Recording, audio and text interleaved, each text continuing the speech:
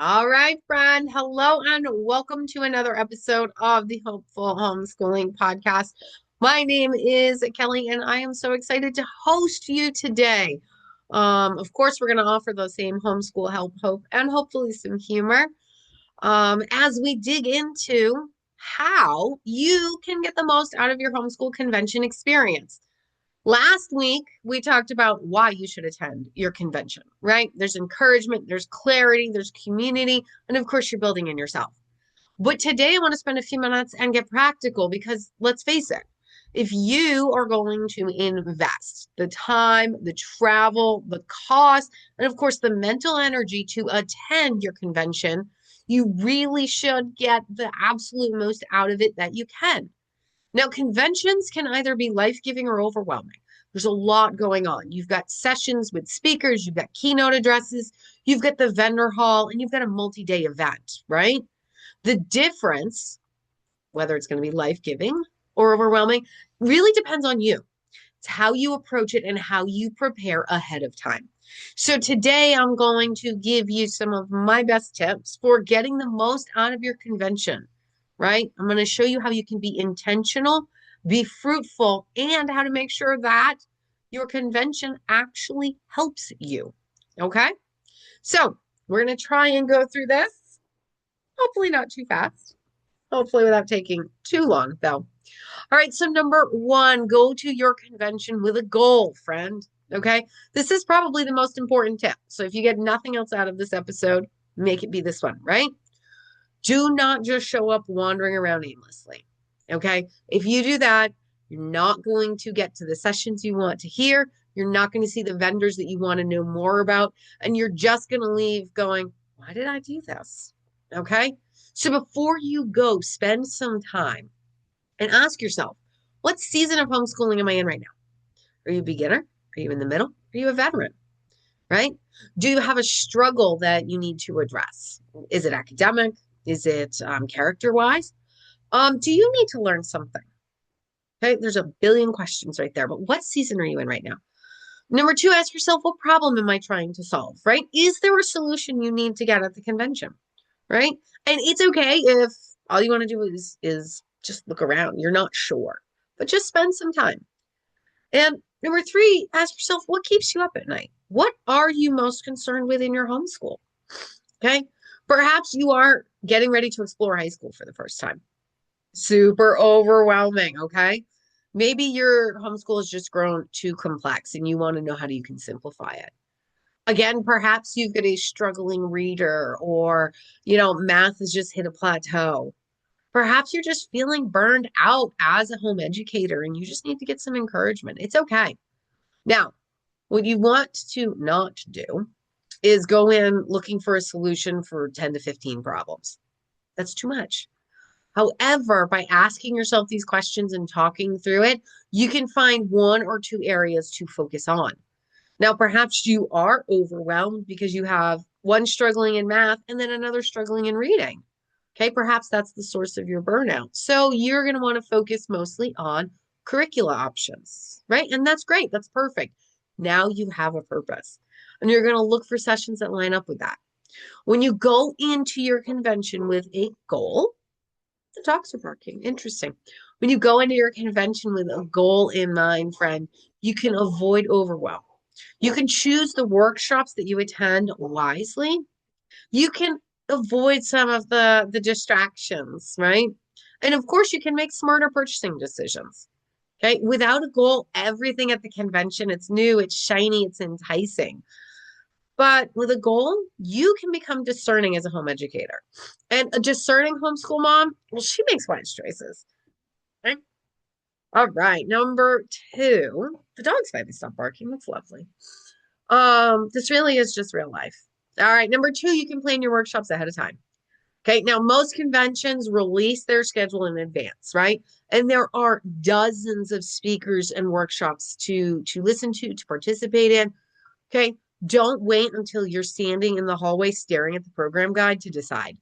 Okay. Take some time before you get to the convention to highlight the sessions that go along with your goals, right? Circle the top 2 or 3 must attend workshops, right? If those are the only ones you get to, those are the ones for me, right? Identify backups in case the rooms are full or in case you just get busy in the vendor hall. Okay. And most important, make sure you leave margin. Okay, friend, you don't need to attend every single workshop session. You know, give yourself a handful for each day. Make sure you know the top 1 or 2 for each day and just go and have fun. Your brain might need a break, or perhaps you want time after to speak with the speaker to see if they can, answer your particular question. It's okay. All right. There's quality over quantity, and processing 1 or 2 excellent sessions is more valuable than just cramming in 5, 6, 7, etc. Okay. Number 3, be strategic in the vendor hall. Okay. Now, I am the first to admit that the vendor hall can feel like a homeschool version of, I wrote Disneyland in my notes, but I don't like that example. Okay, but we get it, right? There's curriculum everywhere. Everything's shiny and new. There's planners, there's games, there's unit studies, there's hands-on materials, there's programs you love, and of course, new things to explore. Okay, in fact, if you see me at the Maine State Homeschool Convention here at the end of March, don't be surprised if you see me geeking out over every single vendor because I love them all, right? I am a self-professing homeschool curriculum junkie, okay? But I will tell you what, I generally attend my convention with cash, and I'm very particular about buying something because I don't want to have regret. All right. So, number 1, walk through all of the vendors first without buying anything. You're going to take notes. You're going to flip through things. Maybe you'll take a picture. Okay. Definitely write down the booth number and record a couple of things that you liked about this program. Okay. Now, 2, don't be shy about asking questions. Talk to whoever's running that booth. Sometimes it's the program creator, and sometimes it's just a representative for the company. Okay. Oftentimes, the bigger companies, they'll actually just hire homeschool moms in the area who are like, I'll absolutely work the convention for you. Okay. They can be a great source of information. They're going to tell you exactly why they love it. Okay. So ask questions. Okay. And you're not bothering them. Okay. Ask them if it's mastery based or spiral. Is there parent prep required? Is it student led? Is it an open and go program? Right? Are you allowed to photocopy? When you're buying physical copies, always ask because oftentimes you're not allowed to photocopy. Anyway, remember, friend, you are not a bother.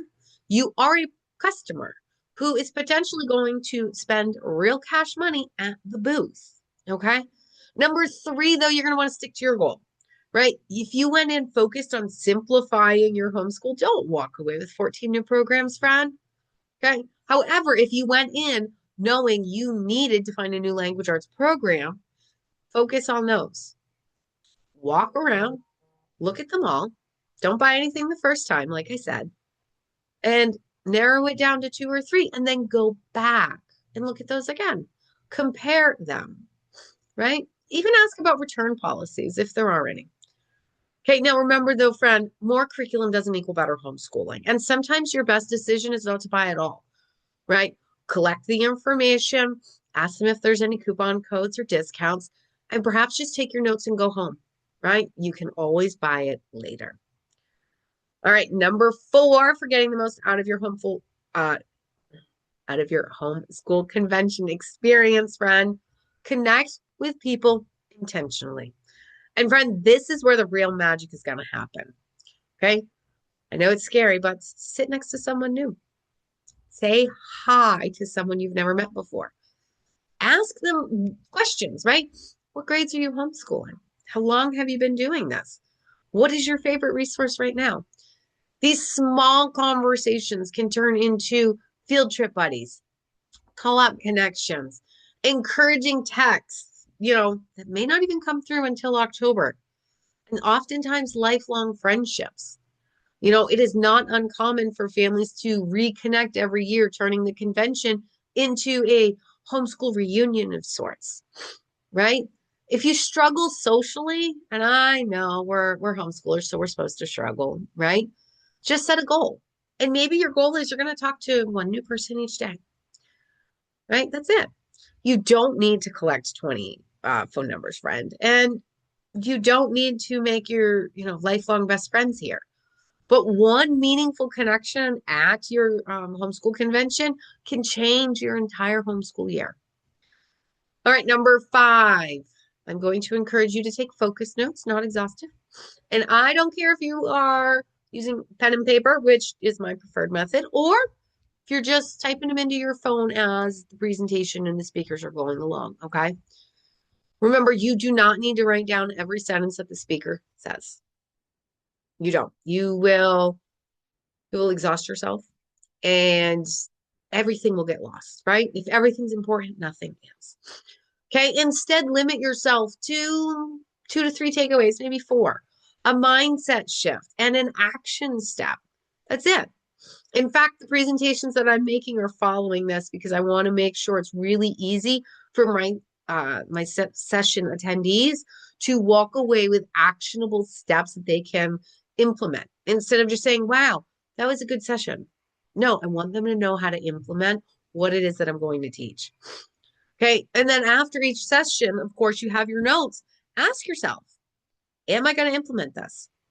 Why am I going to implement this? And then how will I implement this? Okay. Information without a plan to apply it, that's just clutter. That is just mental noise that you don't need. Okay. Now remember, the goal of the convention is growth as a homeschooler, not more clutter, not more busyness. Okay. And not more overwhelm. Okay. All right. Number 6, guard your energy.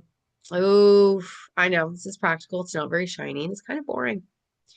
But conventions can be quite overstimulating. There's noise, there's people, there's lights, and there's just information everywhere. And as a homeschooler, we're not always used to being busy and out and that people-y all the time. So, friend, build in small reset times for yourself. Perhaps you step outside for fresh air. Maybe you schedule in just some breaks. Okay. Remember to eat real food. Okay. I understand there's always food for sale, but maybe bring yourself something a little healthy to snack on, right? Some fruit, some nuts, something that's going to give you quality energy. Okay. And if you need a longer break, take one. It's okay. Right. There's nothing wrong with leaving for an hour in the middle of the afternoon if it's overwhelming. Okay. Protecting your energy is going to allow you to absorb more of what matters at the convention. All right. And number 7 in our list of how you can get the most out of your homeschool convention experience. So I just lost my spot in my notes. There we go. All right. Reflect before you revamp everything. Now, friend, I know that you are going to walk through that convention and you are going to find the most amazing math, science, language, arts, history programs ever. You are going to find a plethora of books from brand new authors who have fabulous stories. Oftentimes, they're homeschoolers themselves. Okay. You are going to find an all-in-one program that you love and a publisher that you love. And it's going to be wonderful. And you're going to leave thinking, we're changing it all on Monday. Yay! Monday's going to be the best ever.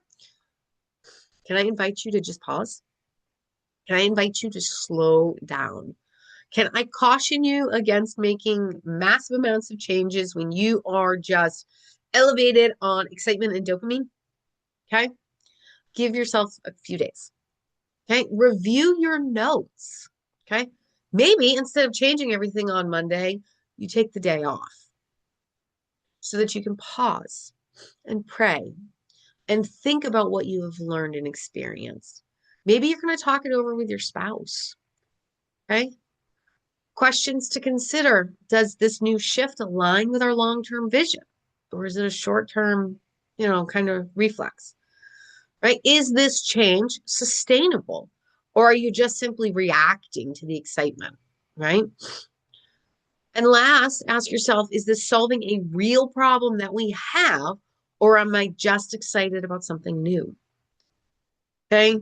Convention excitement, it's real. It's It's encouraging, it's uplifting, it's part of the reason I attend. But remember that excitement's going to fade. Okay. Let wisdom guide the implementation of the new approaches, the new programs, all of that. Let wisdom guide that, not the adrenaline and the excitement that you currently have. Now, friend, remember, attending the convention is not about filling your home with more stuff. Okay. It's about becoming stronger as a homeschool parent, right? It's about sharpening your vision, getting strength so that you can have some confidence. And it's about surrounding yourself with community and trusted, proven approaches to home education. Now, when you approach a convention intentionally, it can become one of the most valuable growth experiences that you'll find all year long, right? It's right up there with online summits, right? I adore the convention because it's in person. Summits are a close second. Okay. And that's why I promote them, I participate them, and I encourage you to be a part of them as well, right? Now, in closing, friend, if you are attending a homeschool convention, I am so excited for you. Okay. And if you're not, I encourage you to research which options are available in your area because there might be one just the next town or two over, right? For some of us, we've got to travel a good distance, but for many of us, there's a convention not far away. But friend, remember, if you are attending a convention this year, go in with a goal, be intentional with your time, and leave the convention with clarity. Now, friend, I would absolutely love for you to leave a comment and tell me what is your best tip for getting the most out of the homeschool convention, right? How do you go in and leave energized and excited about the rest of the school year as well as the next? And also, friend, if you want to connect, I invite you to be a subscriber to this podcast. I've totally lost my space in my notes, which is why I'm spacing out. That's okay. We're gonna get rid of them. I would love it if you would subscribe to this podcast wherever you happen to be watching or listening.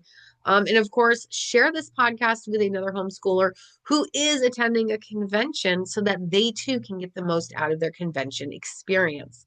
All right, friend, thank you so much for joining me on this episode of the Hopeful Homeschooling Podcast. Happy homeschooling and have a great day. Bye for now.